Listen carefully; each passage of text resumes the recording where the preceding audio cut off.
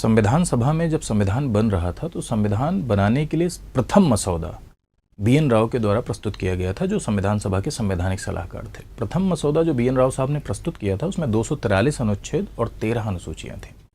और एक रोचक बात यह है कि संविधान के प्रथम मसौदे पर चर्चा करने के लिए बाद में प्रारूप समिति का गठन हुआ, जिसने संविधान का अंतिम प्रारूप तैयार किया और जिसे चर्चा के लिए संविधान सभा के समक्ष रखा गया था।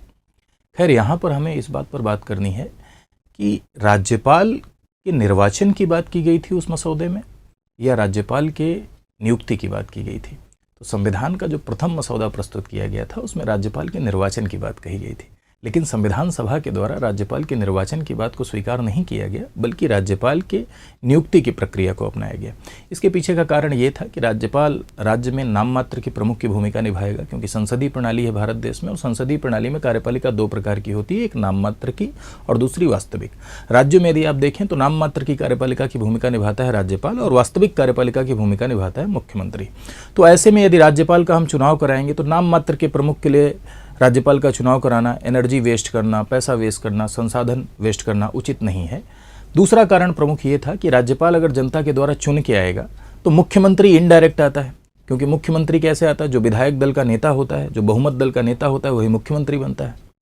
और राज्यपाल जनता के द्वारा अगर चुन के आएगा तो मुख्यमंत्री और राज्यपाल के बीच में कॉन्फ्लिक्ट होगा। तो ये दो बड़े कारण थे कि राज्यपाल और मुख्यमंत्री के बीच में कॉन्फ्लिक्ट होगा, तनाव होगा, पहला कारण। दूसरा कारण, नाम मात्र के प्रमुख के लिए पैसा, एनर्जी, समय वेस्ट करना उचित नहीं है।